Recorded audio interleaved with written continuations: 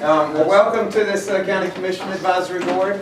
I'm Billy Kennedy. I'm County Vice Chair of Watauga County Commission, and I'm on the Vaya Board, and I'm the Chair of the Regulatory Compliance and Quality Control Committee. And today is my last day as Chair of this board. Ronnie Beal will be the Chair from now on, and Gary Blevins will be the Vice Chair.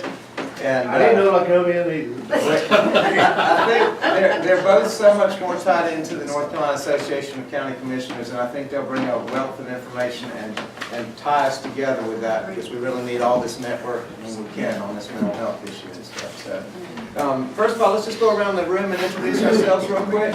I guess I'm Billy Kennedy. I guess I'm Brian Ingram.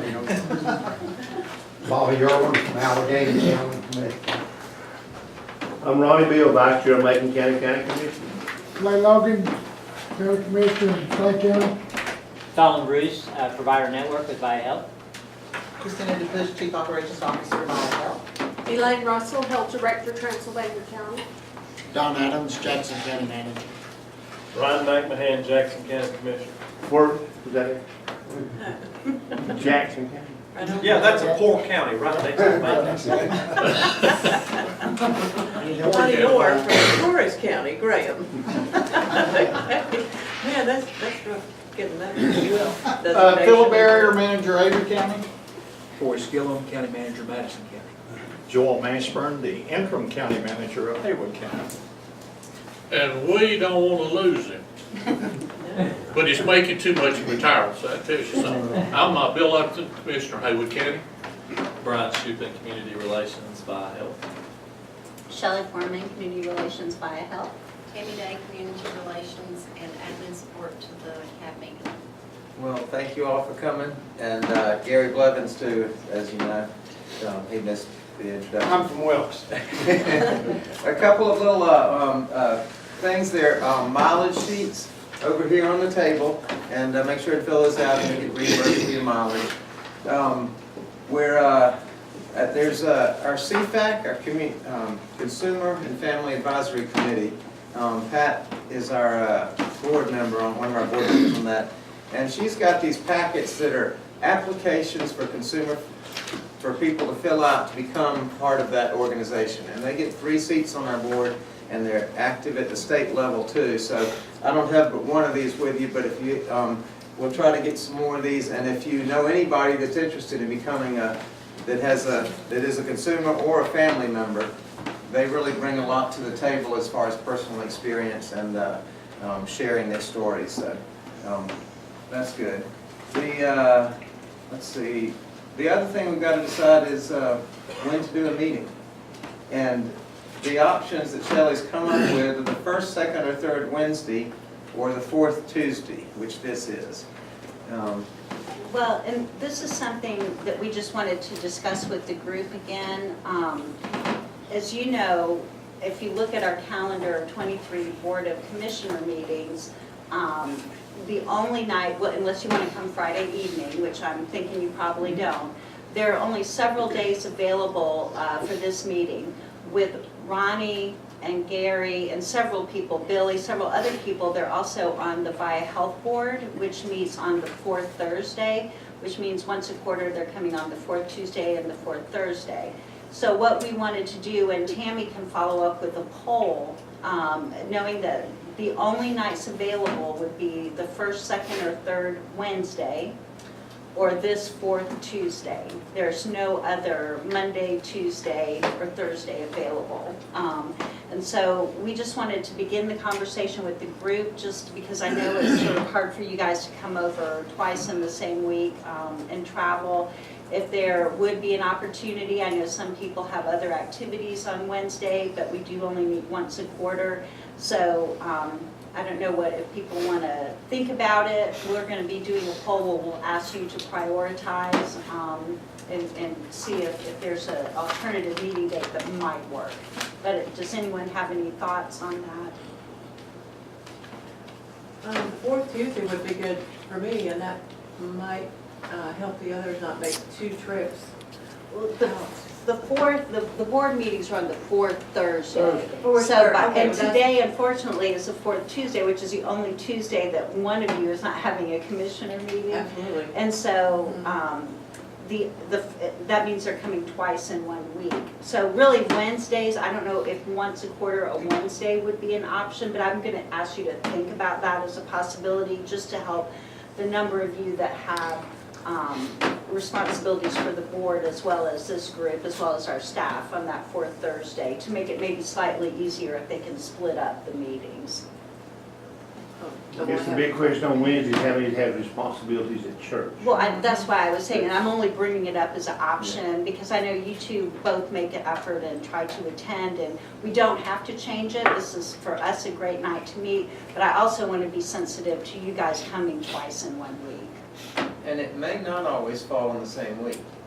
'Cause Every depending- once in a while. Depending on how it starts. Yeah, mhm. But it's important that we get the county commissioners' input and attendance at this meeting. So I think we want to do it when y'all can come, and so the Tuesday works for me. So you're going to send out a survey? We'll send out a survey, and we don't have to change anything if this is the best night for everyone. Just trying to be sensitive to the folks that have to drive twice in that 1 week. Thinking about commissioners now, is we're all in budget, and having budget, all counties are having budget meetings. And sometimes our meetings are on Tuesday, and we'll meet every Tuesday that whole month For the budget, yeah. for the budget until from now till the end of, the second week of July, seems like. That's rough. Don't you finalize your budget in May? Well, we got so much money, Jackson County sends us so much money, we don't know what to do. Pay for the shooting range. So to get attendance, to keep attendance up, that's, it's tough, this time of year is a real, commissioner, just a busy time. Yes, well, it is quarterly, and between the three of us, I guess we can keep this going. We'll figure it out. Yeah, and theoretically, our next meeting would be February, March, April, and May. And you'll be done with your budget by then? Yeah. Well, good. Well, thank y'all so much. I guess right now I need a motion did everybody get a chance to review the November 28th minutes? And if so, I'd entertain a motion to approve them. So moved. Second. All right. All in favor, say aye. Aye. Any opposed? Motion passes. All right, well, I guess, Brian, it's up to you. Yeah, what a great topic there to kick things off with here. I'll do my best to give you a summary of what was, I guess, desired or planned, and then what did and what didn't happen with the General Assembly here in the last, month and a half.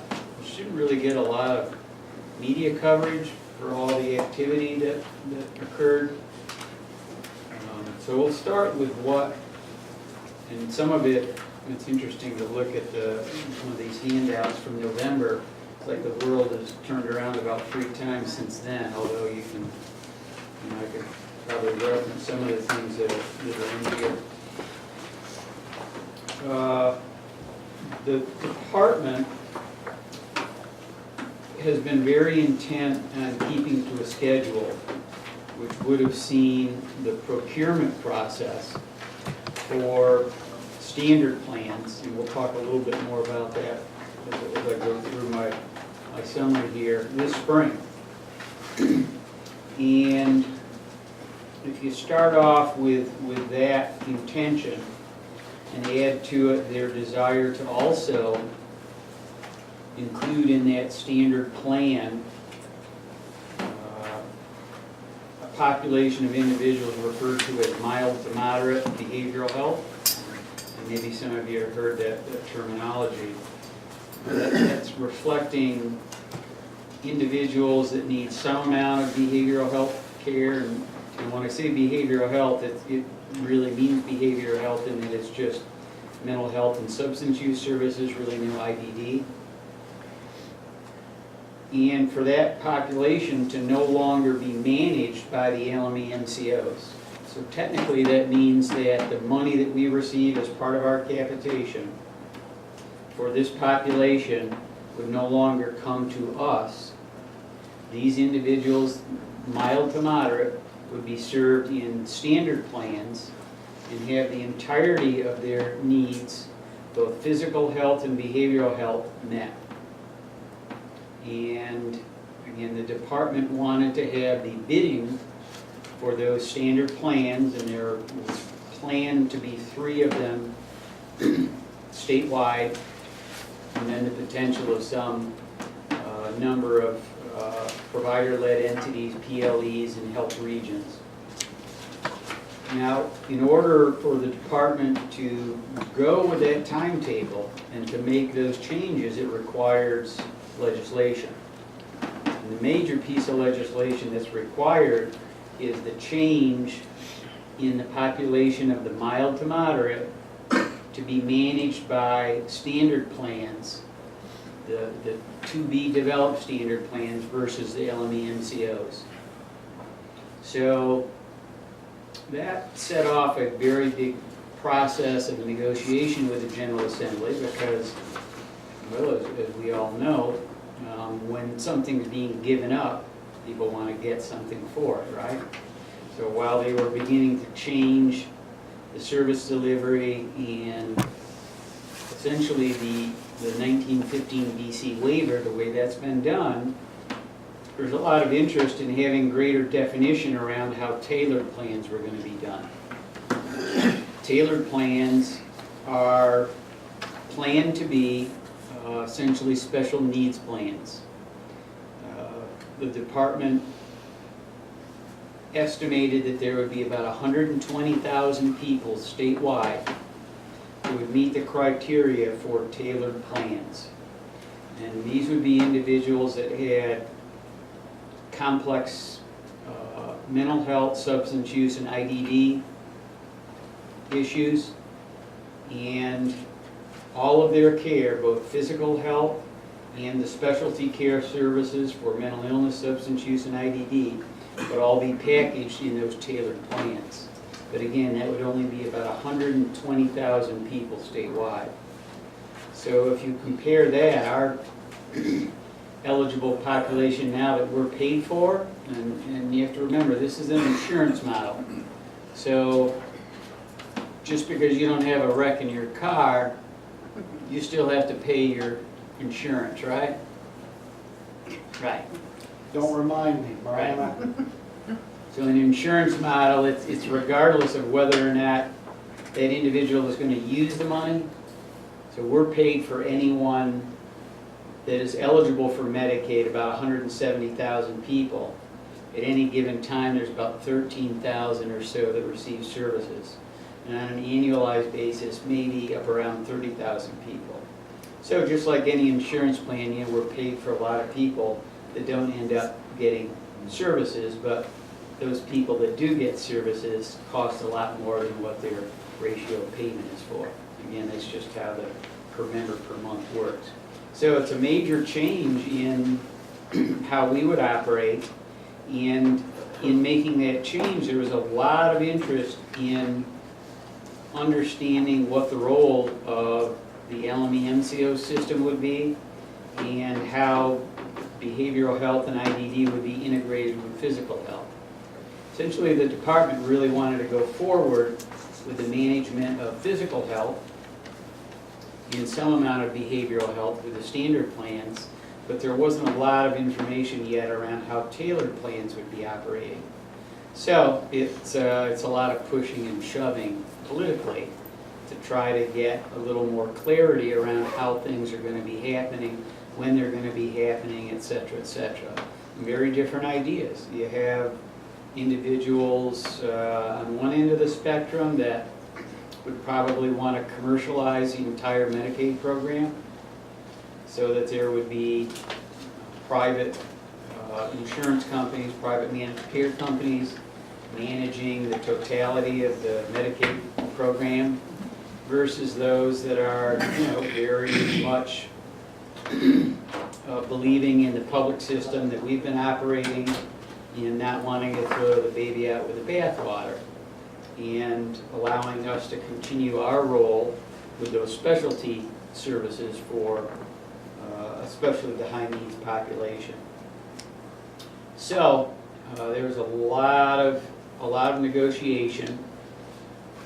We got, and again, the department was very, in fact, at the end of the long session, you know, they tried to get legislation done that would allow this to go forward this spring and weren't able to. Really ran out of time. So they were working with the committees that continue to meet throughout the year, and you know, there's really only a handful of legislators that are deeply involved in healthcare and Medicaid. Is that something they understand it? Well, I didn't say that. But it's complicated business. You know, there's a limited number of folks that, you know, end up being, you know, really actively involved in the negotiations, and then of course there's the caucuses where who knows what happens. I can ask you a question. Yes, sir. Has any, and the health sector, have your DSSs already been contacted by insurance companies in your counties? Do you know that? I don't know that. Ask your DSS director, he has already been contacted. I'm getting contracts, health directors are getting contracts every couple of weeks from various insurance companies looking to build their list of relationships and clients so that they're the biggest shark in the water, and when they step in front of DMA, they put on a nice show. We And a saw lot some- of these are trading on the New York Stock Exchange, and it just feels very predatory. Well, you're getting them, every county is getting those, and the rural counties are a little bit different. You're in Transylvania. Yes. You're probably getting the same thing we are. Jackson County is getting the same thing we are. Buncombe County is probably not. Haywood County probably not. There's a little bit different when you go to population. We've seen the difference in the paperwork that they're getting from the insurance company of what they can do, but they can do everything. They can walk on water. They can, and I mean, and here's why. It's millions of dollars. Right, Brian? Billions. Billions of dollars. And so, but this is a different approach that I'm sure you've been in the business. This is not your first weekend on the job. Not my first rodeo. And but you've never seen this before, ever. No, never, and I'm old. Yeah. And if you talk to your DSS directors, and when we were in Raleigh, we did have a chance to talk to the DSS Directors Association, and so Brian, that's something that's, I'm not saying backdoor, but I mean, Kind of it is. it is. I mean, I don't know how, they don't know what, is this what's going to happen? I mean, it's almost, the letter that, I wish that she had the information that was sent to her. And if you read it, you think it's a done deal. And it's just a matter of choosing, and that you have the authority, which actually you don't. No. So explain that to us. Oh, that's interesting. Well, in North Carolina, there are really only 2 insurance companies that have substantial networks. Okay, so what these plans are interested in doing is building up their networks, their panels. I mean, you have Blue Cross Blue Shield and you have United Healthcare. I mean, those are the 2 big dogs. Now, many of the other insurance plans don't have a whole bunch of providers that are part of their networks. So they're interested in going out and beginning to recruit medical providers to be part of their panel, if you will, part of their network, so that they can show that they have the ability to meet the needs of the Medicaid population. That's what it's about, point blank. But you So, can see where, when you got experienced health directors, and the Health Director Association says, whoa, and the DSS directors experienced in a lot of the counties sitting around this table. And you see, and Blue Cross and Blue Shield are really not a player in a lot of these things. It's other biggies that's coming after your business, and they want a letter from you saying right. you want more information, and it's like getting a publisher house clearing stakes. It really is. It's different. It's not something but it's about the money. So, Well, this is just the beginning. We haven't even fired the starting gun yet, and that's what we are getting ready to do with this legislation. Because, again, the department wanted to be able to put these plans that are gonna be, those contracts that will be worth billions of dollars out to bid. And it'd be very important for the plans that are competing for them to show that they can meet the needs of the population all across the state. So that's why some have been very vigorously trying to recruit in anticipation that this was going to go forward. so are we reading the tea leaves right? They want to be able to say, and put in print, this is what the Transylvania Health Director, this is reason she supports our plan. Well, I wouldn't put it quite that way. What they're going to have to do in their bid is show that they can meet the access standards for care for, fill in the blank, any Medicaid physical health service.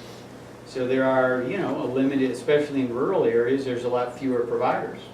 So they're going to be very interested in making sure that there is enough access, especially in rural areas, to say that they can meet the needs of a Medicaid recipient who needs, primary care services in fill-in-the-blank county. That's what it boils down to. So, Simple, This is- that's this I fully understand that. For This those is what- kids, for those clients, it'd be physical health and mental health combined in the standard plan. that's So right. they'd be picking up both of those. Only up to, and including the mild to moderate. Individuals with more severe challenges would be held out of that and would be enrolled in a tailored plan, which would come later. But again, in each one of these plans, it's, let's call it whole person care. So that all of the both physical health and behavioral health needs, all the services available in the Medicaid program would be managed in either the standard plan or tailored plan. So again, this is what was desired. The plan was to have the RFP for the first part of that, the standard plan, be this spring. But in order to do it, the department needed legislation because it represents a change in how business is done now in the Medicaid program around that mild to moderate population. So that became a very, very big deal politically. In order for that to happen, there was a lot of interest in saying, okay, if you're going to move this population over here and do this, what are you really going to do about this tailored plan? Who's going to be eligible to bid on the tailored plan? How long are the contract terms going to be for? What's the population really going to be like? So a lot of the negotiation was around all of that, and it just sort of happens that the LME MCOs are kind of like the poker chips in all of that. It sort of looks like for the health department, it's just, for you came around the table, those of us that was there, and we heard Dave Richards speak, and we met with him and spoke, and he put a list on the board. So it looks like it's gonna cost you about $100,000 per $10,000 in population for your health department alone. That's what it's gonna cost your county. That's just a preliminary look. That don't count your DSS, that don't count your EMS, your sheriff's department. By the way, the misdemeanor income rolls off this time too, if you don't found that out. But, so those things are real things to county commissioners that's not being said until you really drill down, until Dave Richards he put the slide on the board, Yeah. Connie? Yes. He put the slide on the board and he said, we don't know. Mhm. And that's what, you don't know. In 18 months, this thing's gonna, that's the drop dead date, I right? mean, we gotta try to get that in the budget. Well, Something's gotta What the happen. policy's gonna be. I mean, and as far as Vaya's concerned, they're in the same boat, right? well, we, let me keep going and I'll catch up to that point. So all this negotiation, and it got very close to an agreement between the House and the Senate and the department. And let me try to give you the highlights of what the negotiation yielded. That the mild to moderate population would be moved over into standard plans. Okay, they'd come out of our population and out of our capitation. That the tailored plans would go a year after the standard plan. So everything, basically the procurement, the ramp up, the go live would all be staged a year after the standard plans. That only LME MCOs would be eligible to bid on a standard plan. And of course, this was a very big issue. That the LME MCOs would be required to contract with a physical health plan, essentially a PHP, an insurance company, that had won, well, it wouldn't have even had to win a standard plan bid, but that we'd be required to contract with an insurance company to help manage the physical health needs.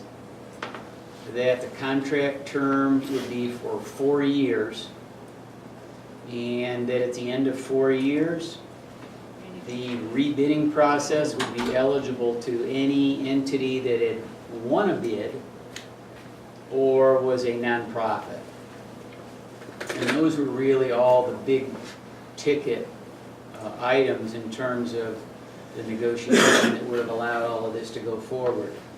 And, I mean, you know, people were, I would say, about as convinced as they could be that there's going to be a vote and it would be favorable on a Tuesday, and Friday afternoon, you know, I got a call, as did, you know, many other folks, to learn that the whole negotiations had blown up and Senate left town and nothing was going to happen. So all of what we're talking about now is on hold, and the General Assembly is not going to take it up until the short session, which begins in May 16th. So it really changes everything about the department's timeline. They're still intent on going ahead with integrated care. I mean, one of the decisions they could have made was to say, well, we don't need legislation to go forward if we don't do integrated care. We don't move this mild to moderate population. We leave the LME MCO system alone. We'll deal with that later. We just go forward with everything else, but that's not what they want to do. So we haven't fired the starter's pistol yet. It'll be a challenge in the short session because it became so acrimonious, the negotiations here that ended a couple of weeks ago, because it remains to be seen, you know, if people are going to be able to come to agreement on going forward with this. I think, you know, both the House and the Senate realize they have to. It's the question of, you know, both houses saying yes at the same time, really. So we're on hold with all of this. The department is kind of sticking to their guns around how they want to go forward. They recognize there's going to be a setback. And in turn, one other very important aspect to all of this is that CMS has yet to approve the state's waiver application. And I think you could imagine that they're going to be less likely to approve something that isn't empowered legislatively. So, you know, when they see the department unable to get legislation to go forward, it's really going to make sense for them to approve a waiver knowing that the state won't be able to go ahead with it. So it's kind of a chicken and egg thing there with CMS too. So they can't do anything without legislation or approval from CMS. Although the plan is all kind of the same, I'm not sure that there will really be any significant differences to what the department wants to do. It's just a matter of the politics of getting it done. So that, in a nutshell, is what was planned, hoped for, didn't happen in the last month and a half or so.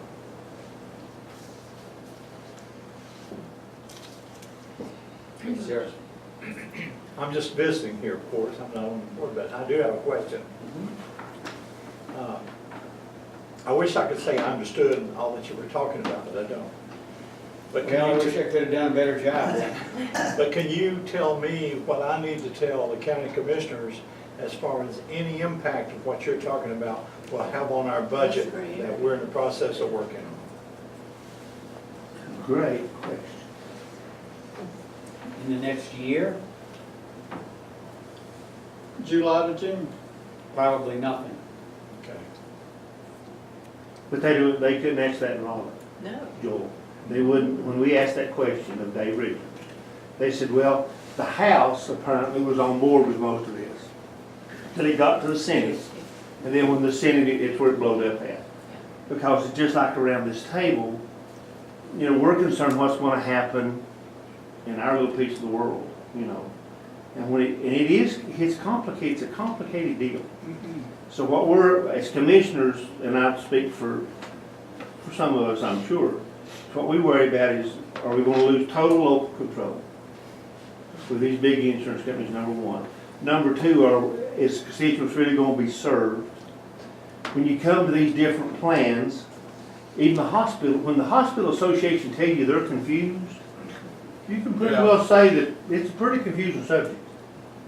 And that's what they said, the hospital association. And that's a group that pretty much has to be on board, right, Brian? Well, remember, one of the big moves that the group of 13 largest hospital, I guess you'd say health systems in North Carolina made over a year ago was to create an enormous PLE, provider-led entity. So you had these 13 big hospitals partnered with Presbyterian, an insurance company out of New Mexico, to compete with the Aetnas, the Blue Crosses, the Uniteds.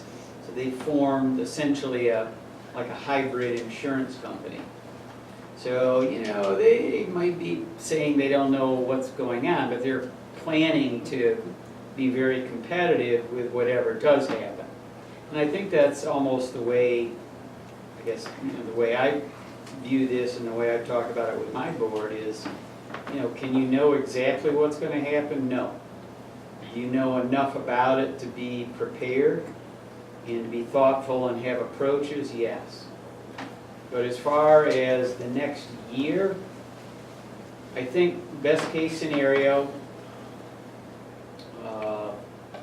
you know, in the short session, if they did get the legislation, you know, early on, let's say by, you know, July 1st, the department has the RFP for the standard plans. They're written. I mean, you know, they might have to edit them to some degree to fine tune it. This would presume that with that legislation, the department would get a favorable response from CMS, that could happen pretty quickly. So you still could have the procurement by the end of the year. And then you're going to have, you know, probably another 16 months before anything would go live. So you're really pushing into 2018, 2020 probably, before something would be different per se in the Medicaid program around the management of health care for your citizens. But at the end of the day, it all comes back to the front of the county commission. At the end of the day, the DSS, what they said at DSS is that you need to start planning now to have one more employee at DSS for every 15,000 you have in population. Now, in this budget, that's what we're going to try to. We can't hire 5 more in DSS in Macon County. I mean, how much is that, Joel? 240,000, some dollars? 5 people? I mean, that's just DSS, because some of the new rules that are apparently going to take place, that's outside of some of the things Brian talking about. But that's probably going to happen. And all DSSs, in your county is struggling already, our county's already struggling. All counties are. Transylvania's struggling, Jackson County could use more help, I guarantee you today. So, you know, we don't know, as counties, we get real confused, and county managers get real confused on where to go to and what to One do. other wild card here, Ronnie, let me make sure I mention this, and, you know, I'd be happy to give you my opinion on what I think would be a good idea, but I won't necessarily, you know, the department. Fire the legislature, No, I can't say that. The department is very interested in seeing some expansion of eligibility for the Medicaid population. Now, obviously, that's a big game changer. If more people were to be eligible for Medicaid and there'd be some service expansion, that would be the one kind of wild card that, you know, politically, there's, I think there's the juice to get that done. But that'll be another piece that gets put in that, you know, there'll be some debate around that would obviously have an impact on counties, have a big impact on, you know, your citizens. You know, if more of them receive Medicaid benefits, that'd be a good thing. Tell the county managers around the table how they can get more information, because they certainly are not getting emails about this stuff, I'll tell you that right now. So where can they really, who tells them the information? Their senators not send them an email every day, and, I mean, we get it from the association, but it's, you know, it's like, they don't really know what to tell you. Right now, there's gonna be a lull. Nothing is gonna, around this stuff, nothing is gonna happen between now and the short session. So, keep your powder dry now. Once that session starts, it's gonna be full gas on getting something done with this. So, you know, Brian? your associations, however you know, through our board, Charlotte? Well, I was gonna say, one of the things that would be helpful with this group in particular is, you said, you know, obviously there were some disagreement in the short session, and that it couldn't be dealt with in the few short days they had to deal with it. Are there key points that we would want to let our commissioners know about? Because we would need your help. You know, we've been coming out and beginning to talk sort of about Medicaid reform. I can look around the table, I've been to multiple meetings, and it's so confusing and it takes so much time. And we can provide you with our piece, which is not the whole piece, but if there are things that we could ask of our commissioners to advocate for, I think we should, you know, explore that as an opportunity for the short session, because it's really important that we get in there and use the time if we have it. Well, the really good part about what didn't happen is that there was agreement around a lot of things that are very important to, you know, your most vulnerable citizens. You know, and it's the population that we manage and the providers provide service to. That there is the ability to have a continuation of the LME MCO system, you know, in a way that it would evolve to meet more of the needs of the folks that have super high needs. So if you believe in what we're doing, and you believe that we could continue to do that and could do a good job at helping to manage the physical health problems of these individuals, then you'd want to see the agreement go forward in the way it was shaped, that the LME MCOs are the ones eligible to bid on these tailored plans, rather than having, you know, different entities come in that don't have the experience or the infrastructure or, you know, the local knowledge that we do. You know, those are real assets. And you'd want us to be able to do that for a fair amount of time to show that we could do it. You wouldn't want it to be a contract term that was like a year or two, right? So that's why that's important, that 4-year term. And then if we do a good enough job, we should be eligible to rebid on that and you know, continue to evolve the model. So a lot of that's the thing about this, that the things that were most important, the moving the mild to moderate, having the LME MCOs be the only eligible entities to, and it wouldn't have been a competitive process, it would have been more like a readiness review, kind of like how we went up on the waiver. That, and we're fine with contracting with the physical health plans. I mean, that makes perfect sense. You know, they do what they're good at, we do what we're good at. We've been embracing those relationships for the past year or two, and having a fair shot at doing it for a good chunk of time. All those elements were agreed to. I mean, there was, you know, ongoing negotiation around the characteristics of the population, and I think it was, you know, it was good enough. It wasn't perfect, but it was good enough to go forward with. You know, one of the lead negotiators spoke to me and described it as a death of 1,000 cuts. You know, it's just unfortunate, again, that both sides couldn't say yes at the same time. Especially given that so many of the big things were agreed to. So what I would ask your support on is to, you know, that we hold on to those things that were agreed to in principle, and that whatever else needs to get sorted out underneath that, you know, they're just going to have to do it. And again, I would say, whether you're in the House or the Senate, they know that they have to do this. It's just a matter of getting it done. The only scary thing was that last week, the last 2 days I was there, you could see, you know, after you get so frustrated, they finally got to the point, and this is the worst thing possible, I think, and I think Brian would agree with it, that they would just say, well, the hell with it all. We'll just let United Healthcare take care of it. Here's the deal. You're going to take care, here's the catchment area, here's Vaya's 23 counties, here's the 441,000 people you're going to take care of. Here you go, here's the contract. We're tired of fooling with all this stuff. It's too complicated, we ain't going to fool with it. That's the worst thing that ever happened to us, I think. Mm-hmm. And you could see some of that, Brian. You could see some of that talk, you could hear the talk. You could, because so few, just like us as county commissioners, you know, when you really can't get your arms around everything that you just said, but when you sit there and watch, and they're sitting there and they're, you know, they're deer in the headlights too, you know you're in trouble. So, Well, remember, there is existing legislation that guides this. It doesn't explain everything that needs to happen. It's a start. All right, and that law exists.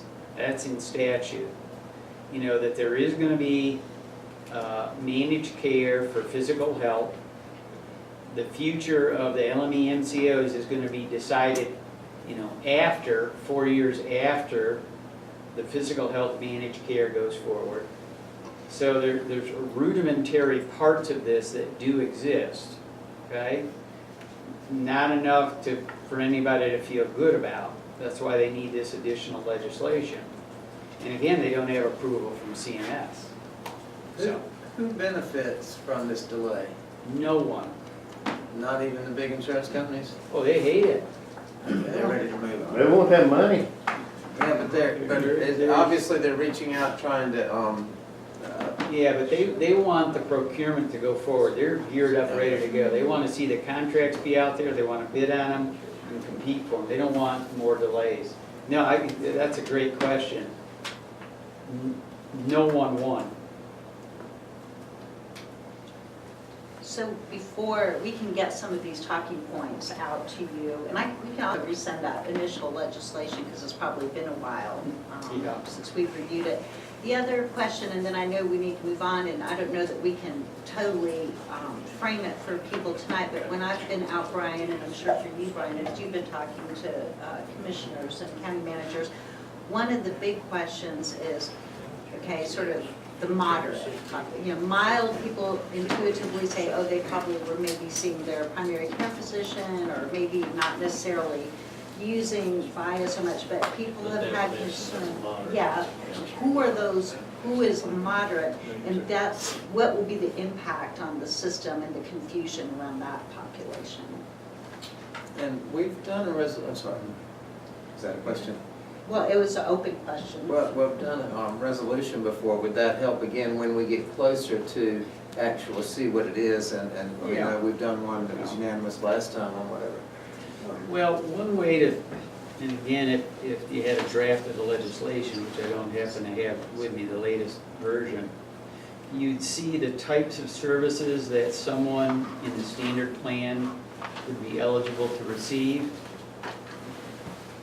Because there's a couple of ways to think about it. You could think about the person and what are the characteristics of the person, and then you could think about, well, what services would they really be eligible to receive? Now, you know, the other side of this coin is, you know, any given day, and you know, we all know this, whether it's our own families or friends or employees, I mean, you know, things happen in life.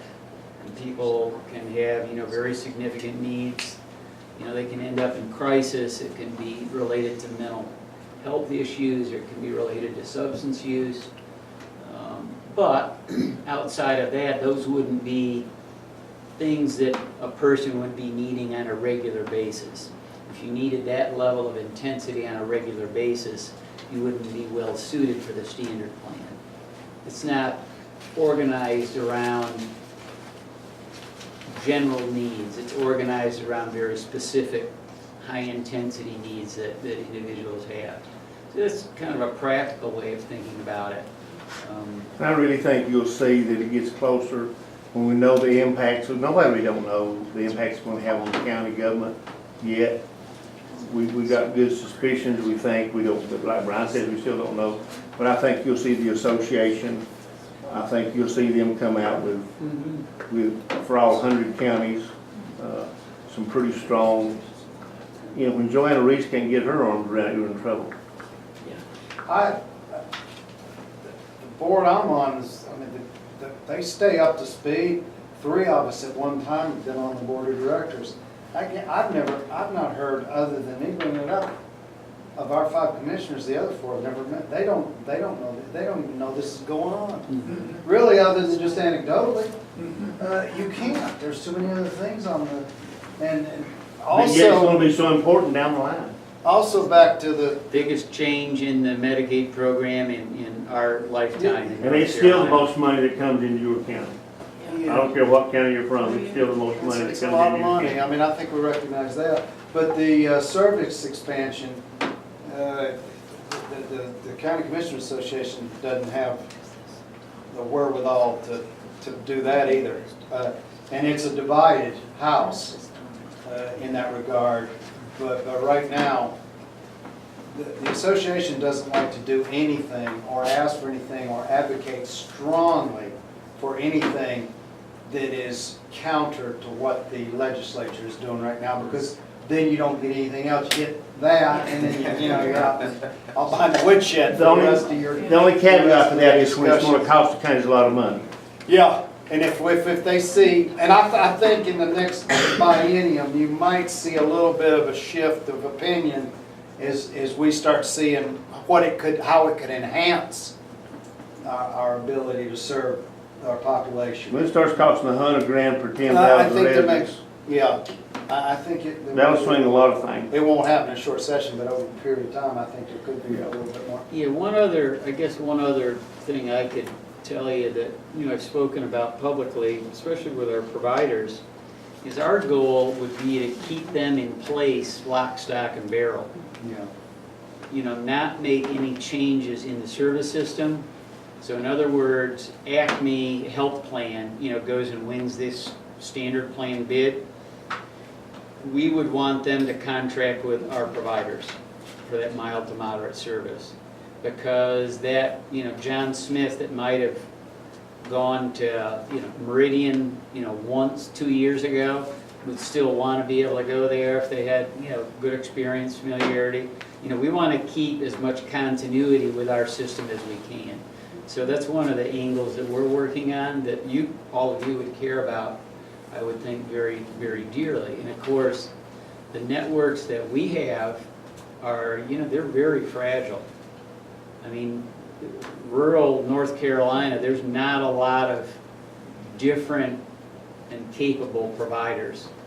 And especially when the money is tight, you know, we have to manage that network of providers very, very, very carefully. So we don't want anything about this that I'm talking about to disrupt that network and the providers and their ability to serve people. That's another really big piece. It is, that's a great. So we're very, very committed to that. I talked a lot about that with our providers, and we got our position with that. And Ronnie, that provider network is a big stimulus to our local economies in rural Sure. areas.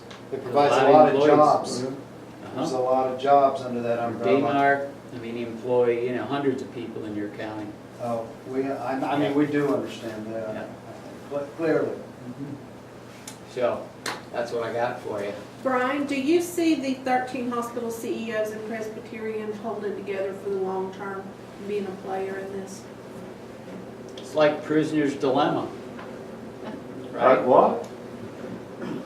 It's like, did you find a rope or lose a horse? Oh, yeah, Honey? well, I can relate to that. You know, prisoner's dilemma, it's like, you know, under normal circumstances, they'd be competitors, and they'd be, you know, just beating the bejesus out of each other, but they realize they're better off combining forces and working together. But how is that not a conflict of interest that you're gonna control the pot of money you're gonna turn around and pay yourself out of? Through contracting. Yeah, I mean, there's, well, I know they get, that just makes me yeah, queasy. you're right. That's Now, just- there's another aspect of that too, that is ripe for conflict, I'll say. Think of the amount of health care that they control.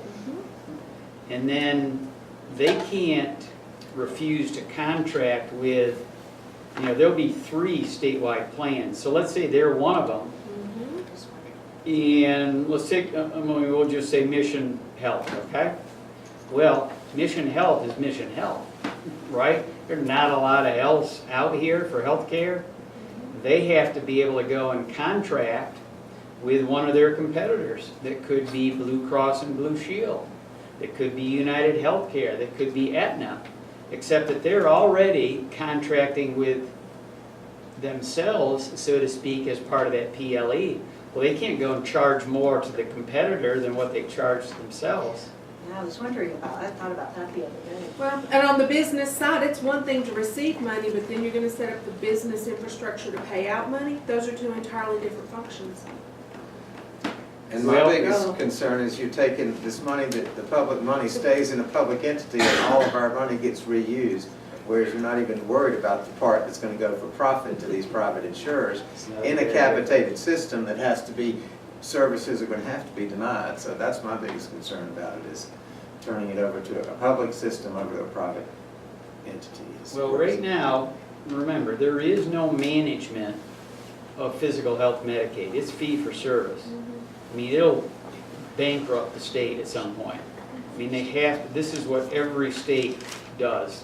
Some permutation of taking all of that risk for payment of Medicaid-related health services and say, look, I mean, the rules are the rules for the Medicaid program. It's an entitlement. If you have medical necessity and you have a Medicaid card, you are entitled to care.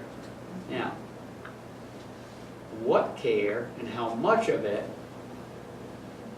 that's the business of the management part. That's what we have to do. There's not an unlimited amount of money for your medical entitlement, right? That's the problem, where the state has no ability to control that. So they're saying, look, we're going to give Blue Cross Blue Shield, we're going to give you all the risk for that. Here's all the rules that go with it. Don't break any of those rules, and here's a contract this thick, but you can only spend this much money. Your problem. I mean, that's the same thing we have right now. Same thing we have. All these services that people are eligible for, entitled to, eligible for, but not an unlimited amount of money. We have to get the best value, the best impact for the individual for the amount of money there is. except our money doesn't go off the table, doesn't go anywhere, it just stays, you know, as part of the system. And, you know, one of the things we're most proud of is our ability to reinvest that money into things that otherwise, you know, we wouldn't be able to afford, which, as Mr. Kennedy points out, that money will not be visible in a commercial, you know, in a commercialized system of care. And before you get too upset about that, go home and look at the holdings in your 401k and see how many of them are these same insurance companies that are going to be bidding on this business. Right? It's just a different model. Yeah.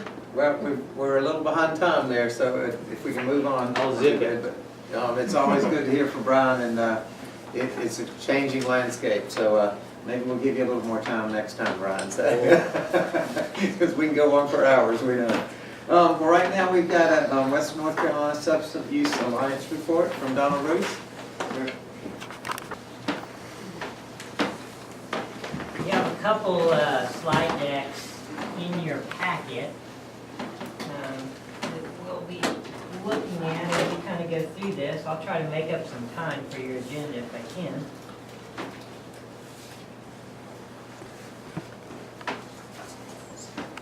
So how many of you have heard about the Western North Carolina Substance Alliance? Guys, great.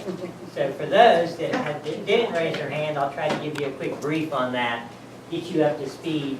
For those that are, some of this will be a little redundant. You guys have threw some of Brian's slides in here that he used for the LOC. Just kind of give you some background on that and make sure everyone is at the same place. You know, you guys see this stuff at a lot of different places. But we get you up to speed on kind of where we're at. So, everybody knows we've been facing a pretty severe opioid epidemic in Western North Carolina. You're hearing about it in your counties, you probably heard it from your law enforcement officers, you're probably hearing about it from your health departments. Everyone's struggling with how to manage that across their system. So as the provider of substance abuse services for the region, we really wanted to make sure we were in the middle of that, as really supporting counties and local systems on trying to use every resource we could to try to battle this opioid epidemic in Western North Carolina. So start off the presentation by saying, is any progress being made, right? We've been talking about this for a while now, right? This epidemic didn't start yesterday. But are we making any progress? So, answer is yes. Pulled some statistics around this. Remember, we looked at prescription painkillers across the system, where there's 8 prescriptions per 100 North Carolinians, which is down. So some progress there. This is a really big number for Western North Carolina. That's 94 million if I got my numbers right. Opioid pills dispensed in the Vaya catchment area. So that's in our 23 counties. So if you think about that, for how many, what is our population in our 23 counties? I think we're 1 million, around almost 2 million. So 2 million divided by 94 million. About 1.1 million. Well, that's what I thought. That was a little over 1 million. So a little over 1 million people, that's like 94 pills for every person that's in our catchment area. Including children. So yes, yeah, all of those. And I know I don't have 94, so somebody has my 94. I don't know if anybody has your 94. I haven't had a single one. So somebody has yours too. And all that's legal pills. Right. This is just These legal. That's are just a legal pill. prescription pills. That's not legal. That's right. Prescription pills in here. The positive is that's down from where it was, which means there's been some progress in less opioid pills, prescription pills currently on the market. Now, a bunch more new rules went into effect in January, right? So To stop that. yeah, stop that. Yes, yes, so that definitely will help as well. So hopefully we'll start seeing some of the trending numbers down. I think, where's it go back?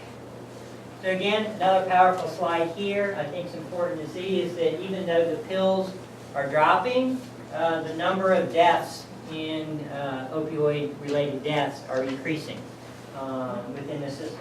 And I think that we'll continue to see that for some really key reasons, and one of these is how those drugs are being taken. Early on, the easy access was the opioid prescription pill, right? Those numbers start to drop, people look for those medications elsewhere. What are they turning to? A lot of them are turning to heroin, which is, you know, a legal substance, but it's cheaper, it's out on the street. Well, you know, in order to make sure there's enough heroin to go around, legal streets, so the heroin's being cut with fentanyl and carfentanil to make the drugs even stronger. Yes, Another thing you can do here, you can probably quadruple both numbers. Yeah.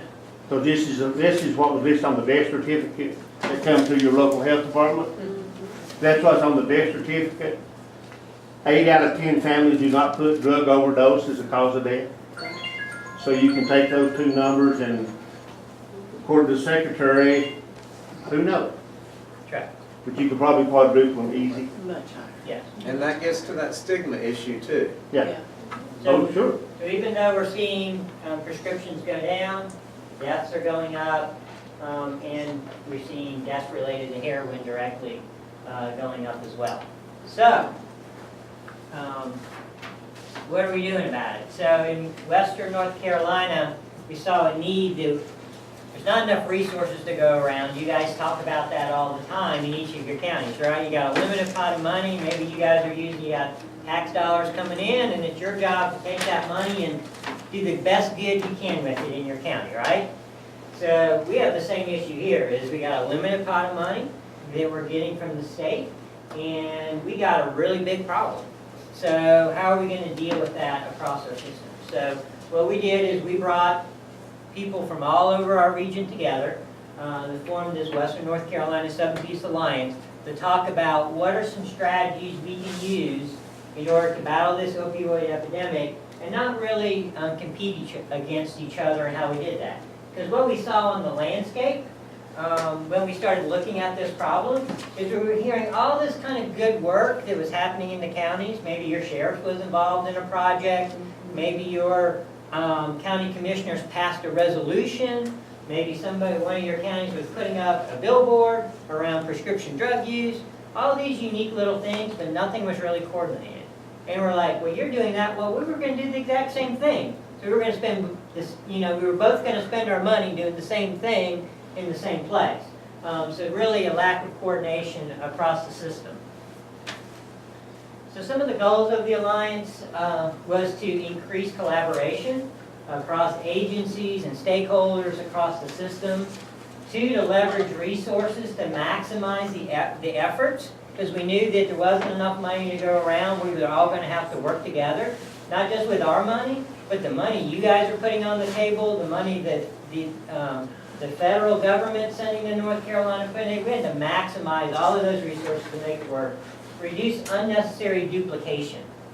You know, if you're putting up a billboard, we don't want to put up a billboard right down the street from your billboard, right? So reduce duplication across the system so we can make that money go further, and establish intervention priorities so we all know what we're working on and we all can be really focused on how to get the greatest impact across the system. So a little bit more of the focus of the Alliance. We broke it down into 4 main key areas when we were looking at this opioid epidemic. One of them was expanding Medicaid-assisted treatment. For those who don't know what that is, it's using medication to help people in their substance abuse recovery. So if you have diabetes, you take insulin to stay stable, to move forward in your diabetes. If you have asthma, you have an inhaler, to deal with that. To recover from some of these drugs, there's medication you can take to help support recovering from those drugs as well. You hear terms like buprenorphine, Vivitrol, Suboxone, Methadone. Those are some drugs currently out there that can do that. We wanted to expand access to that service so people could recover better. Enhance the substance abuse treatment for pregnant women. Hear that across all our system. We have babies being born all across western North Carolina that are addicted to opioids. It's costing your DSSs a lot of money. The majority of the kids being pulled away from their families and taken custody by your DSSs now are because the parents are drug involved, right? So this is a big cost on the county level as well for those populations. How do we serve them? How do we treat them? 3, strengthening the continuum of treatment for prevention services. How do we keep new kids from not becoming opioid epidemic? We got to stress that.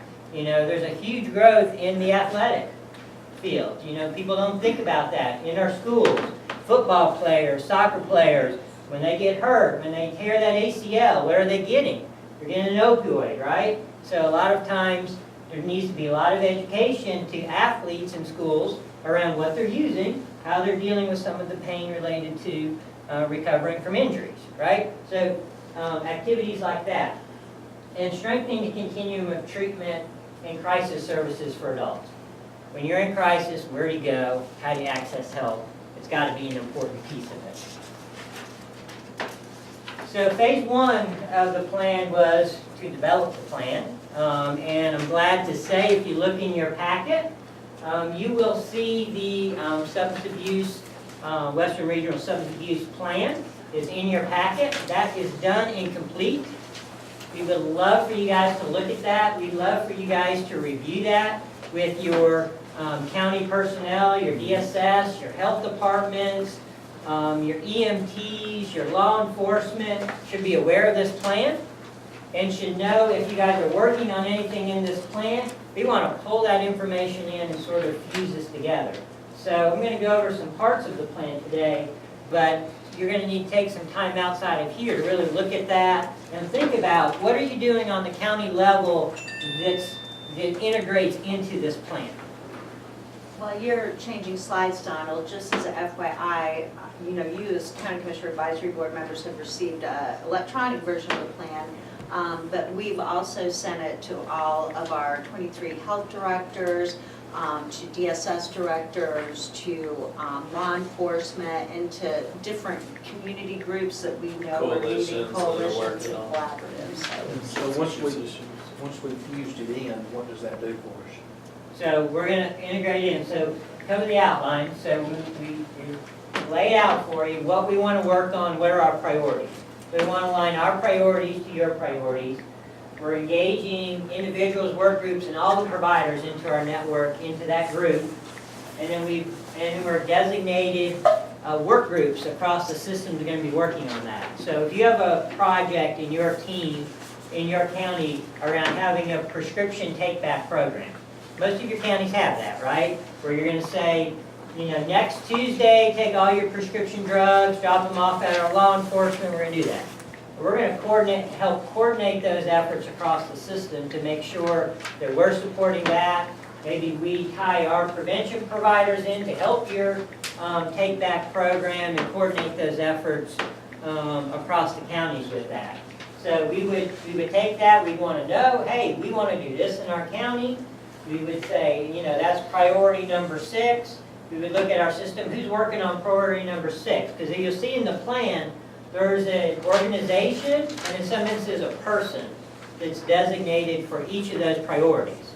So we know who's working on that, who's coordinating in that, managing around the county. So in a take-back program, we say, hey, that's X A organization, and that's Jane Doe, and she is coordinating these across the system, and she can help you achieve that priority in your particular county. Does that answer your question a little bit?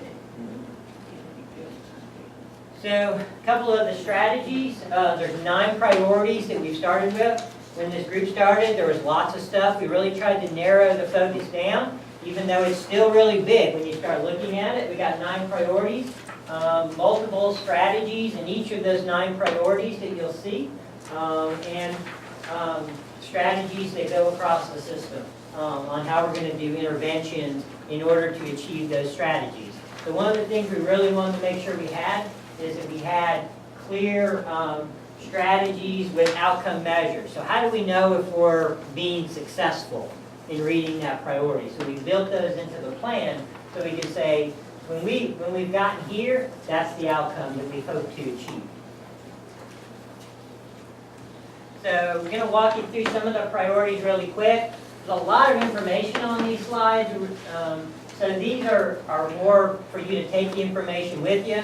Not gonna read all of that today, but at least you'll have them. If you wanna look through them and know that. A lot of this information's in that plan for you already. But just to kind of give you a flavor for what you're gonna be looking at. Priority number 1 is around implement a local plan in conjunction with county leadership forums, align with the Northern Action Plan to address the opioid crisis. So that's sort of priority number 1, and then we have interventions under it. One of them you'll see here was to map programs where medicated-assisted treatment is available in your counties. So step 1, does somebody in your county, Jackson County, do they know where to go and get medicated-assisted treatment if they want help? Do they know in Wilkes County where to go if they want that treatment and to get help? So one of the things we went back and we looked at, okay, who are all the people that can do medicated-assisted treatment? We've created a resource map and then trying to push that resource map out to the counties, stakeholders, so your DSSs know, I have someone here that wants to get help and support, could get some medicated-assisted treatment, where do I send them? And we'll have that resource to them. So that's an example. Again, you'll also see the Vaya kiosks. All of you have one of those in your counties right now. We hope that those are working well and you're seeing some use out of that. We've been getting feedback so far on those. We've had 1,600 screenings being done on those kiosks. And those are out there too to really screen for people to say, you know, do I have a substance problem? You know, and they really don't want to call somebody. They don't want to sit down with a therapist, but they're thinking, you know, maybe I do have a problem. They can sit down at those kiosks and it'll really kind of help them walk through some stuff and say, hey, you might have a problem. You might want to, you know, talk to someone and see what the next steps are if you're interested in exploring that. So that's like priority number 1. 2, increase access to treatment services across the system. So housing, employment, expansion, reduction of barriers across the system. We need to make sure individuals have access to treatment. The biggest challenge with these particular ones is that the majority of the individuals that need this treatment do not have Medicaid. Right? Right now, most of these individuals are probably 85% uninsured that we're seeing in our system. No insurance whatsoever, right? So you guys see generally how much money we get for Medicaid and how much money we get for state. I don't have Brian's little grid, but he does a good job of showing a little grid. So we got to serve the most amount of people here with the least amount of money, which is why it's so important that we coordinate our efforts, because we want to make sure we're using our money on treatment services and maybe not marketing services if some of your counties may do marketing. So how do we get effective with that in the treatment side? Again, some more there, you'll read there around some things we're doing around priority 2. Priority 3, conduct community education and awareness campaigns. Like I said, do people in your community know this is a problem? Do they know that they could potentially be impacted by this problem? Like, would you think that high school athletes are big people you need to educate in your system? Do you need to educate parents that dentists are one of the highest prescribers of opioids to children, especially when they're getting their wisdom teeth out? They're getting a bunch of opioid pills. Do parents know that? Do parents know that you can get the same amount of pain reduction with a Tylenol and an ibuprofen as you can from an opioid? That type of education campaign. NAHEX is the one you'll see in your manual that's really taking the lead on trying to do a lot of education. You've probably heard the name Dr. Blake Fagan. Going around and trying to educate primary care docs. So if you have docs that are in your health department, your local systems, he wants to talk to them. He wants to educate those docs that, hey, maybe you don't need to prescribe 30 days of an opioid, maybe you only need to prescribe 10 days, and that's enough. Those types of conversations he's having all across the system. Isn't it 3 to 4 weeks they can be addicted? Right. Just in 3 to 4 weeks of that pain medicine. Yep. And some even less based on brain chemistry. Use 15 pills. Yes. So, priority 4, increase effectiveness and engagement across all substance use population. So what are we doing to engage individuals into treatment services?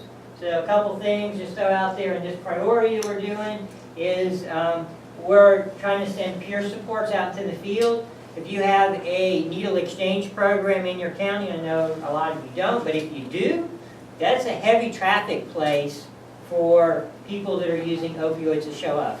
The needle exchange here in Buncombe County has on average 60 people a day that shows up to that site to do needle exchange. That's 60 opportunities a day to try to change somebody's life and get them engaged in treatment, right? So at that particular site, we're trying to insert a peer support specialist to meet those people that can walk in every day and say, hey, here's some clean needles, so you don't get HIV, you don't spread hepatitis and all that great health stuff.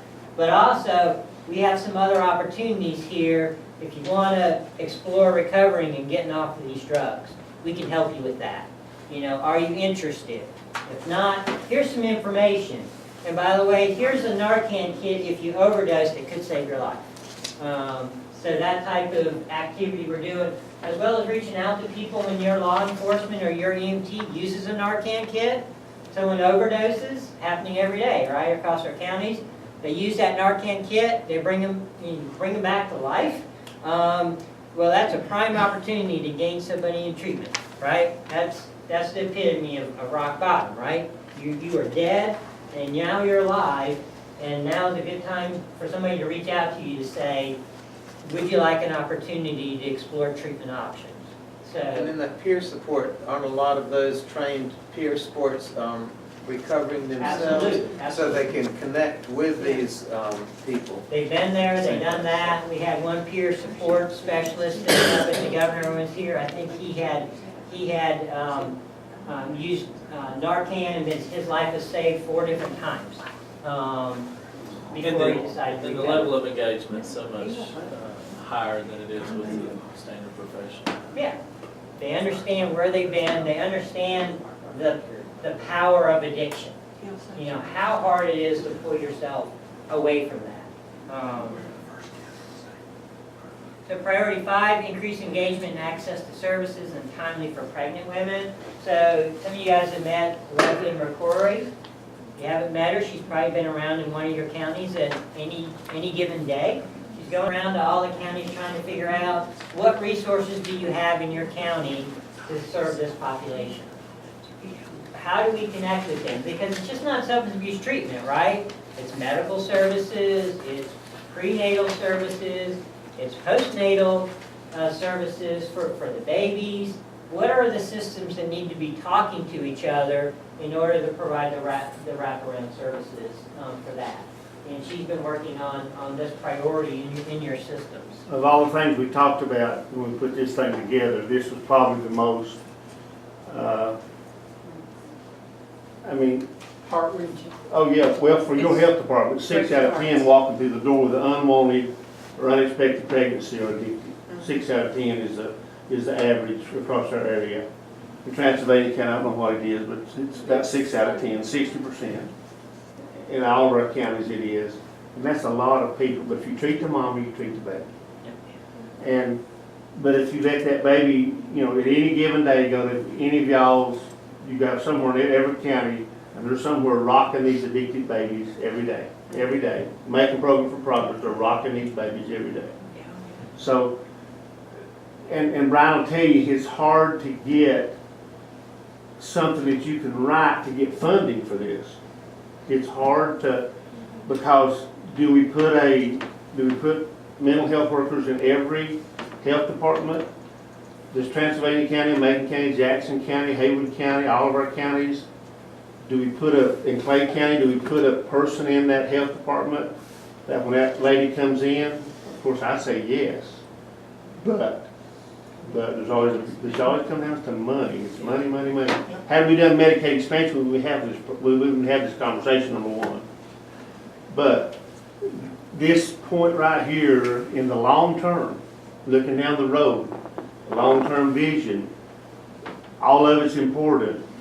But boy, boy, boy, if you don't treat these, these kids that's born addicted now. We've got 410 children in Macon County, their parents are in jail right now.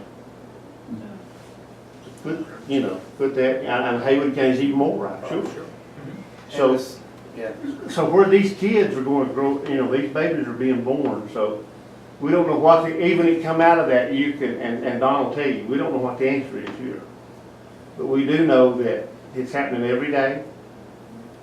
And you can go to your health director and just see, sometimes they won't give you the, but if they had that help available, and we don't know the answer to that, but of all the things we talked about and discussed, this is one of the biggies. Sure. And the sooner you get contact with that mother, the better it's gonna be. And most for her of them, and the and child. come to find out, just at home at least, and I've had the opportunity to talk to some of them, at that point in time, now does that say that mother's gonna stay clean? Who knows, We don't know that, but at that point in time, they wanna take care of that baby. Most of them wanna take care of that baby. They really, really do. Not abort that baby, that's not what we're talking about here. It ain't that baby's fault, So treat that baby. I mean, you're treating the mama and treating the baby, but this is a big deal. We had Leslie in Transylvania County last week, and I just have to compliment what an amazing trainer and resource she is. She trained with public health and DSS and our homeless shelter staff, and did an outstanding job. So if you're not bringing her into your county, I strongly encourage you to. She's an amazing resource and sees across the whole spectrum, and wherever your county's at, that's where she jumps in and starts working from. So hats off. Good. Thank We you. can just clone her and make, like 23 of them. We'll all be a little better. Thank you for saying that. We get that feedback all the time, so that's really Our helpful. health department director, she's rather new, came in from Craven County, reported to us at the last board meeting that 3 out of 10 births, the mother's first appointment for any care was when the baby was born.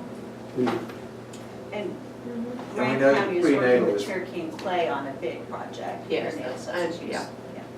And that prenatal care is so critical to the future too. So that's money well spent that we're missing out on. It is. You pay for it now, pay for it later. Yeah, and I would say from the county's perspective, you look at you want to look at costs, your health department costs, there's a long-term cost to these babies too, in each of your school systems. If you think about how much the counties contribute to your EC departments across your counties and those positions, these kids are gonna be in your schools. As they grow up, they're gonna be in your daycare, so you're providing subsidies to, all of those areas. And doing good work on the front end is not only the right thing to do, but it's a cost-effective thing to do. Because you don't end up with them in jail at the end. All of that, absolutely. So this was a big priority for us, is we gotta do a better job with this population across our system.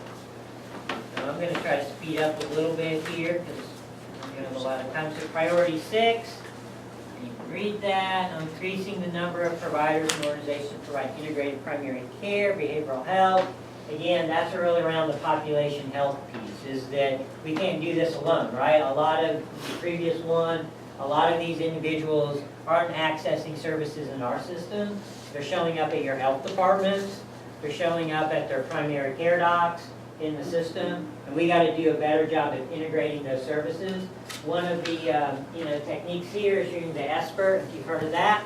It's a substance abuse screening tool used by primary care docs to identify somebody may have a substance abuse related issue that needs to be addressed, right? A lot of times if you asked 5, 6 years ago, a primary care Does anybody in your practice have a substance abuse problem? You know what they would say?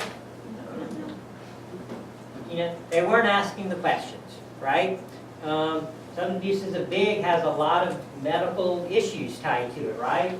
Affects your heart, affects your brain, all that stuff's tied together, right? So it'd be important for a primary care doctor to know whether you have a substance abuse, related issue. So they do the expert now. The thing is that we got to make sure that we have a substance abuse treatment system connected to those docs. Because if they ask the questions and the person says, yeah, I drink, a case of beer every day, well, you better have a next step, right? Or else you're going to say, oh, well, ask the questions, but I didn't do anything about it, right?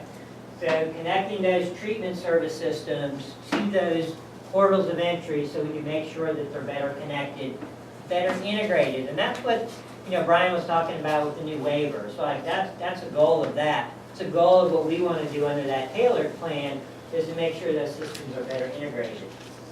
Another one down that's around the Medicaid-assisted treatment. We have a lot of primary care docs out there that can prescribe medication, right? We don't need just our psychiatrists in our systems prescribing those medications. A lot of that's already done through primary care. How do we support them in continuing that prescribing and in wrapping them around with that counseling and support systems for them to be successful with the Medicaid-assisted? Because it's Medicaid-assisted, not medication-only treatment, right? I just don't want to get to where we've got the MAT store right beside the ABC store. I don't think we want that either. No, it feels like we're getting there though. Our MAT, which I guess is a methadone clinic, Yeah. generically speaking, I've observed it, and it's a very seedy place. Yeah. A lot needs to be done to rebrand the MAT Correct. to make it a serious health care facility if this is going to appeal to the broad masses that are Correct. that you're looking to support for to, be able to provide this program, just an observation. No, you're 100% true, and there's a lot of seedy ones that we won't do business with either. There's really two types of this Medicaid-assisted treatment, just sort of clean. There's the methadone clinics that you're talking about, and then there's the, what we call Data 2000 prescribers. Those Data 2000 prescribers that do Medicaid-assisted treatment are docs just like me and you go to every day. They're primary care docs, sitting in family practices, they're sitting in our provider organizations that have went through training to prescribe, do Medicaid-assisted treatment, just like nicotine replacement for smoking or anything else you might would get to assist in your addiction thing. Those drugs are a little different than just methadone. Methadone is in those clinics. The docs that are doing Data 2000 prescribing, they're prescribing Suboxone, buprenorphine, Vivitrol, some drugs specific to that those drugs may be used in methadone clinics, but not as much, because methadone is so much cheaper to prescribe. So right now we need both of them because we don't have enough Data 2000 prescribers, so we need to use those opioid clinics, but we also want to do a lot more of what you said, is really embedding this into a medical practice, because that's where we're going to get the biggest bang and really catch people too, as opposed to having them wrapped around the building, like you said, waiting to pick up their methadone dose each day. And that gets that stigma again too, about people wanting not to know this, be public about this in their communities, because all of us live in small counties and you do know what's going on with your neighbors. Yeah.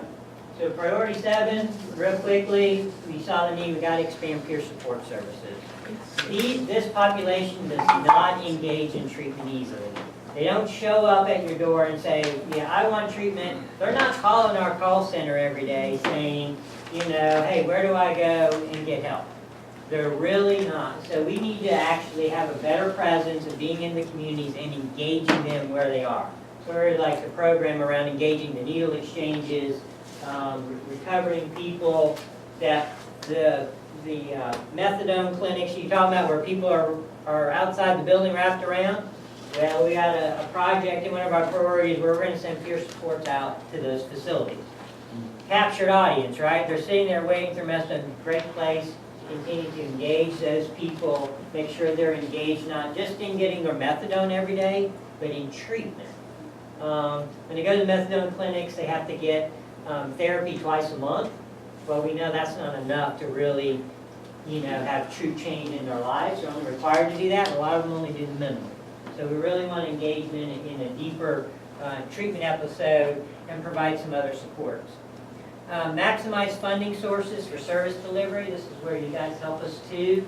As your counties are passing resolutions and you're saying, hey, we want to do this pill drop-off program, we want to really connect you with the system because we may have some prevention dollars we got from the state to pay for that for your county. And then we say, well, if we pay for this, maybe you can pay for this other thing we can't pay for. So maximizing funding across our system to really just be laser focused in meeting those priorities and using our purchasing power together. Opportunities to pursue grants, that's another big one. A lot of times you guys have grant writers in your counties, or you have a nonprofit organization that's just really good in your county at pursuing grants, helping those. Maybe it's a faith-based organization, and that we could partner with them on writing a grant for your county around a particular service. Lastly, priority 9, to develop and utilize a data framework for capturing county specifics. So this was a big one for us. At the end of all this, how do we know we're being successful?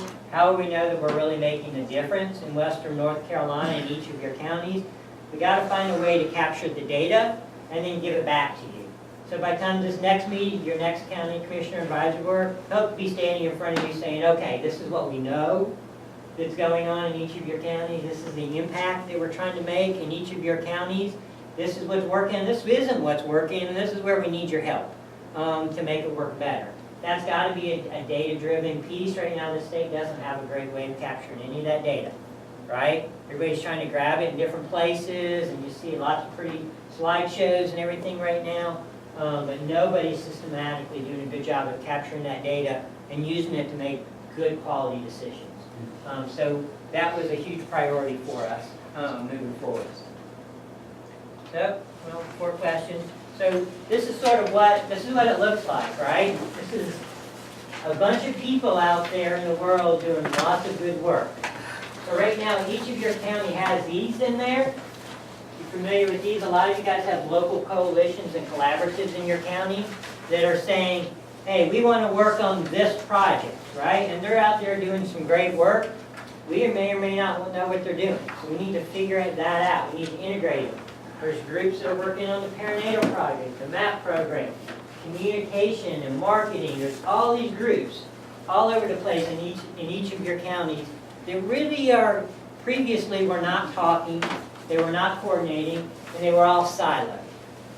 So our goal is to take this and to make it into a really streamlined, more effective manner of really targeting, so we can say, okay, in Macon County, it would be better for this group, that collaborative, to work on X and Y versus Z in order to have impact, because we already have somebody working on X and Y in those counties. So, Or Donna, one thing we realized when we really started this was just some shared learning as well. yeah. We had groups that have been working on things for a long time that maybe hadn't got to where other groups. So we're hoping at some point that some of the counties that are farther ahead or have invested more time can share with some of the other counties and some of the other groups. Yeah. And it's really a way to network that if we can make it all work. Yeah, I think I don't have it on this slideshow, but great one that when we were digging some information for Brian's LLC presentation, we were looking around like, just in our counties alone, on the drug take-back programs,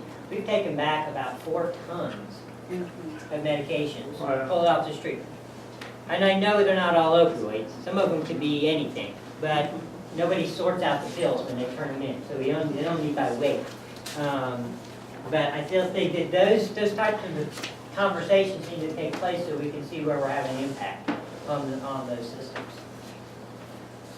So I tried to save us some time. Hopefully I did that. Any questions we can go over? Hopefully the next presentation will talk about exact programs exact things that we're doing in each of your counties and talk about where some barriers and challenges are in order to meet. Here's the three biggest problems in your county. Number one, your providers are seeing 65% of people that don't pay.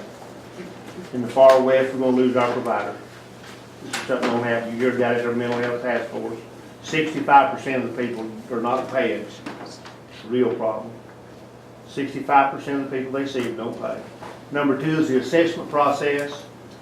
It's not a joke, but it's close. Number two, that's number two. And number three, we have nowhere to send our folks. Had 4 today lined up in my office. That's our 6:30 this morning. You mean for long-term treatment? Anywhere. They can go to the walk-in center, but Boston's full. ADAC is, you forget that. I mean, Leonard will tell you, you know, just get in line. There's nowhere to send their people. There's nowhere for treatment. You can send this in the outpatient. Mission now, because of the payment, there's no such thing as failing an assessment. You will pass the assessment. You're gonna kill yourself, they know. You're gonna use them on how they know. Okay. Now that's the process we're in. So that, no matter what hospital you're at, we've met with them, we met with Part A, we met with all of them.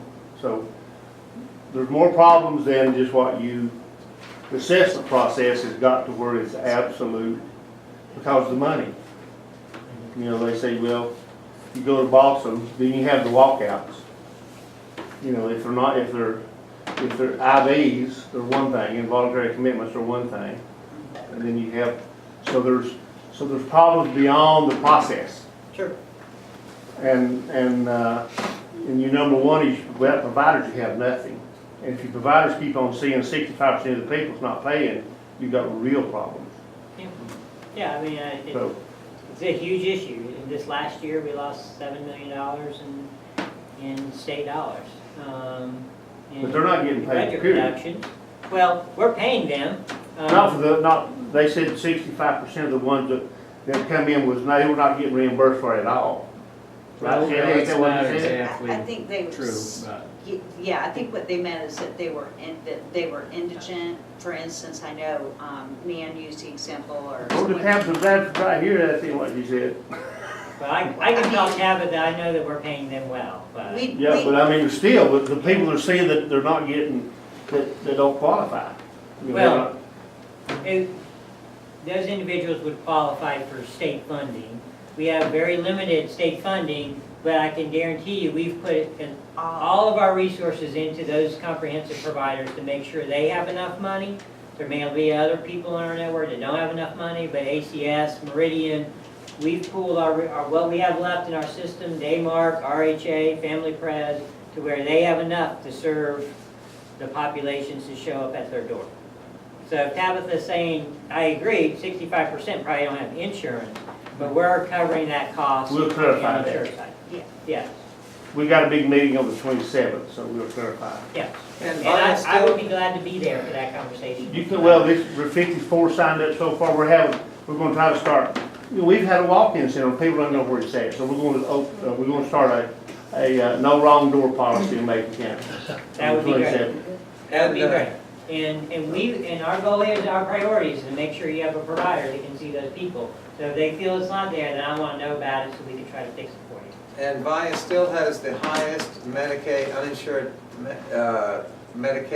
uninsured population reach of any of the LME MCOs. So that's a good thing because we're reaching these people, but a bad thing because there's not enough money to There's not serve enough these money to provide people. for them. So that's where the state's really falling short on not providing the money and taking back admin money that should be going to We've got to these. figure out a way to keep clinicians. We cannot keep clinicians that work for 2 years gone. 2 years gone, 2 years gone. So But another big problem. we can't compete with our providers can't compete with the big healthcare systems Nope. that are hiring our clinicians at higher rates. Our population is much more acute. Not higher rates, Don, rates that you can't make up. Well, I mean, Gainesville hospital system, I don't know what Georgia's doing, but they're hiring these people out of Murphy it's just amazing what they're paying. the VA's paying for psychiatrists. They're taking I'm going to VA psychiatrists from here, we got a away meeting from at the VA with about the same thing at 8 o'clock. Yeah. And they have unlimited funds, I guess, I don't know. But they can't compete, counties can't compete with them. Well, our rates hard to compete with that too. And we just continue to try to work with them, to try to build them. Our providers have developed relationships with Western Carolina, Appalachian. The hard thing is when you bring new people in, they're green, they're not as experienced, you gotta get them more up to speed.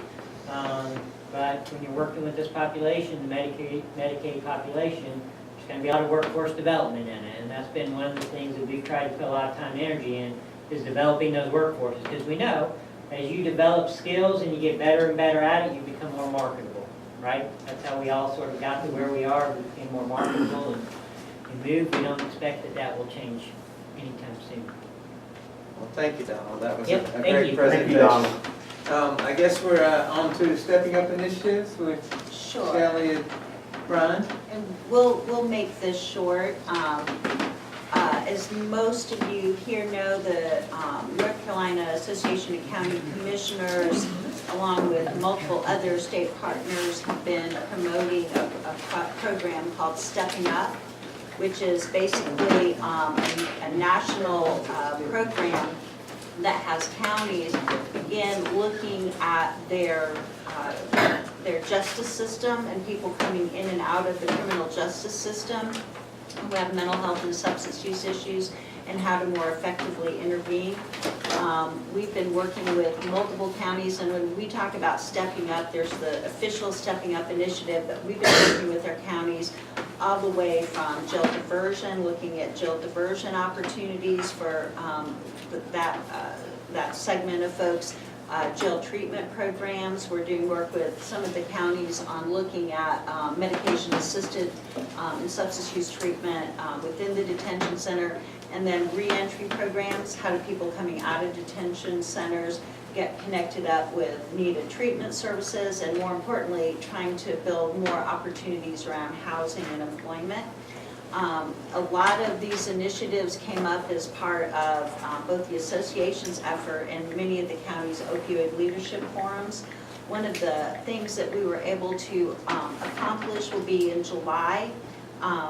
Folks from the Vaya area will be able to participate in a train-the-trainer program called Sequential Intercept Mapping, which is really the baseline for how counties begin to look at these programs, because it's having someone come to your community and map the whole justice system, like points of interception, as well as the folks who are the agencies and organizations that need to be involved at each point, and even where funding opportunities are.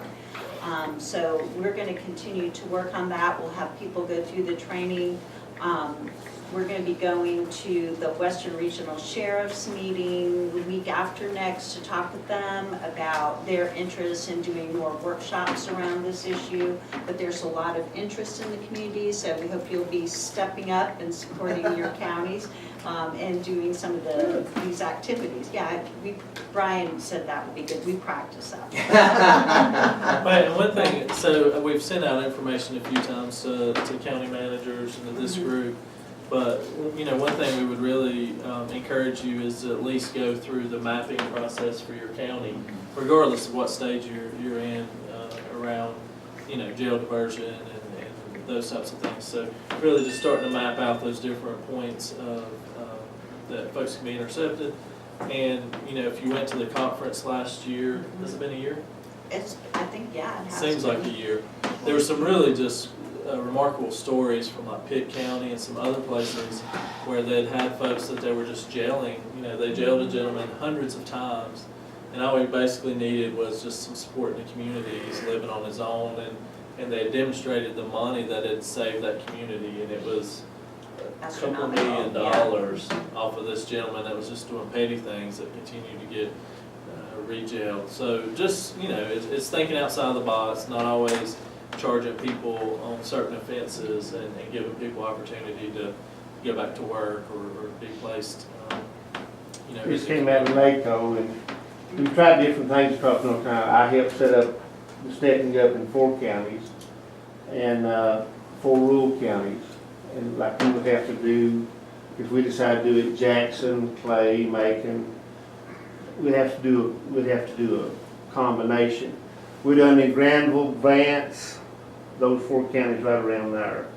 And it's been, each county has to put in so much money and getting the DAs, we got the DAs on board, we got the sheriffs on board. And the larger counties, it's much easier because they got, not only they have the financial ability, but they have the services. Like Pitt County, they got, that's a big world. And some rural counties, it's been harder. And out west, it's just really difficult because we're going to have to, and it'd be the same thing, Billy, up your way. We'd have to combine, it looks like counties, and I guess you've looked at that. And we work, you know Dan from the board, from Granville County. Dan was real instrumental. And so his work, they've got the things in order to work. Now finding a place, once you intervene and do the jail intervention, then what? In a large county, it's much easier. And I think we have now 27 counties, 28 counties, it's full-blown stepping up. That have passed a resolution, yeah. No, I think they're doing the program. Oh, in North Carolina.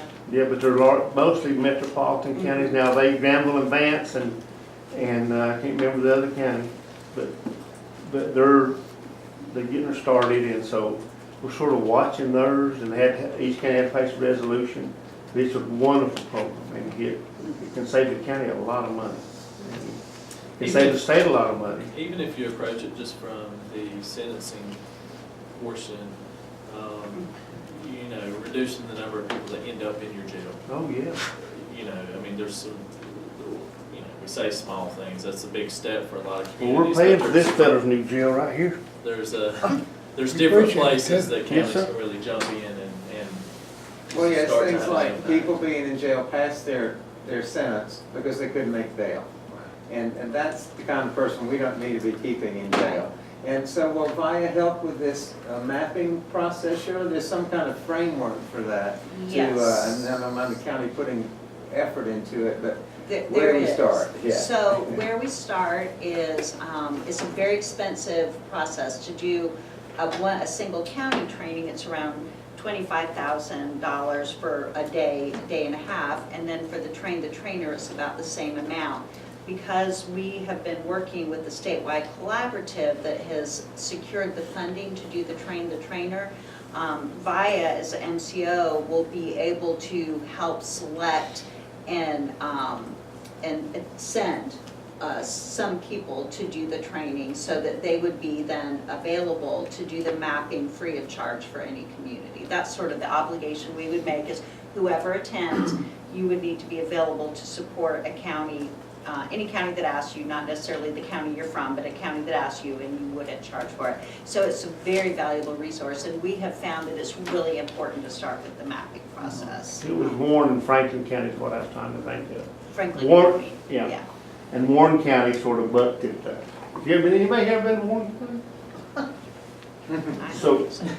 So they sort of bucked at the idea, about the money, because they do have to put in some money. But so if you have one, don't let that be if you ever get that, don't let that be a deterrent. Yeah. You move ahead because you got folks in that county. If they look at their jail costs, and each one of those counties, every county almost now has a jail that's costing them a fortune. So Yeah. that's what brought them on board. And we are really trying to look at this from jail diversion through treatment all the way through reentry. And I will say that is a hard road. We are working with a lot of great community groups. It's amazing because I know a lot of religious organizations say, how can we help? And we've been telling them, help with housing and employment, help make sure that people are employing these folks, help with housing, help find and secure, and like at the Hinton Rural Life Center, build some housing. And transportation. And transportation. So we've got some really good partnerships that are beginning. We hope that, that we can do some kind of a regional workshop training to help people who are interested get started, and then introduce some models. If Clay County can do a jail Vivitrol treatment program, well, so can, any other county. So we're trying to really support efforts in this regard and provide any help that we can give. And we'll have more information on this, and if y'all involved, I've got everything you ever know about stepping up. We started that thing. There were 7 of us, and Of course, some places, if we could mirror, if all those instruments could mirror metropolitan county, come down to money again. I'm sorry, it is. Yes, but we come back to that often. But you're don't we? spending the money on detaining these people multiple times, you know? It's Yeah. hard to come up with that until you start to see But some we had most of the DAs were real, it's supposed what you're brought in for. If it's a class 1 felony, possession of heroin, you can forget it. That's a felony. And most felonies, they will not, you might have a judge that says, now we are seeing this, if they're brought into jail and they say it's possession of heroin, which is automatically a felony. And they say, okay, if you enter this year-long treatment program that's outlined, first of all, you gotta have something that's outlined.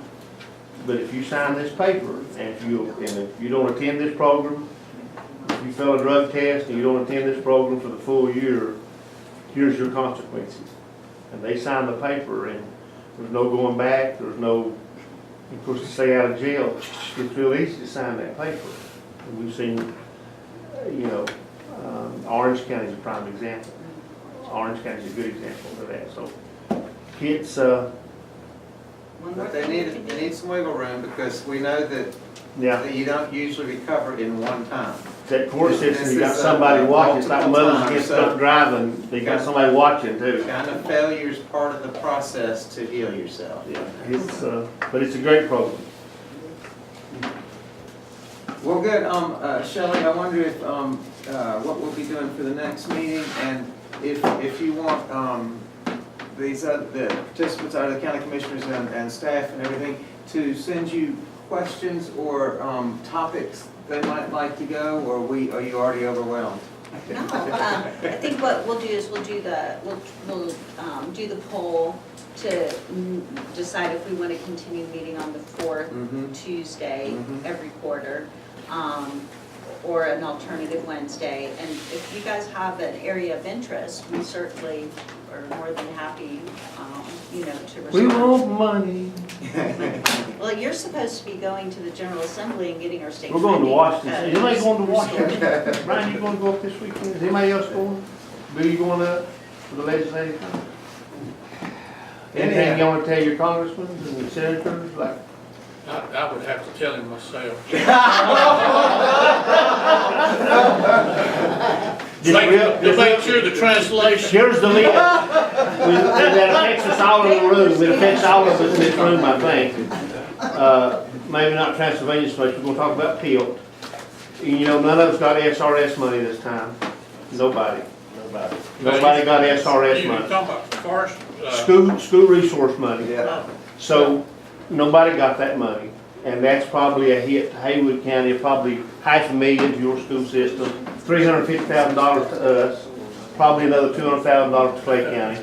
Nobody got that money. So we're going to talk about that. The PILT money, your PILT money this year has done this. Payments have not been regular. Joel, you can look at your PILT money. And those of us out west are at 52%, it's sure not there. Medicaid reform, we'll talk about that. So Swain's our big county out west, isn't it, that would lose a lot of money? Oh, yeah, they're 78%. So, 78? and another thing, who else here's got a job corps in the county besides us? Anybody else got a job corps? Yeah. Well, job corps is say 40% cut in the budget, so to us, that's $8 million to Macon County. Yeah. So that's $8 million to our budget, so we don't know where that's gonna fall. But so if you got anything you wanna throw out, I'm shy, but. Well, thank you all for coming. Remember to fill out your reimbursement, travel reimbursement, and I'll entertain a motion to adjourn. It's 1,000 miles from here. All in favor, thank you, and see you next quarter. I'm going to VA.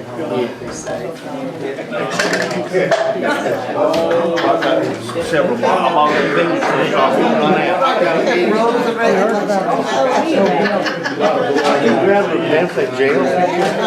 We've got.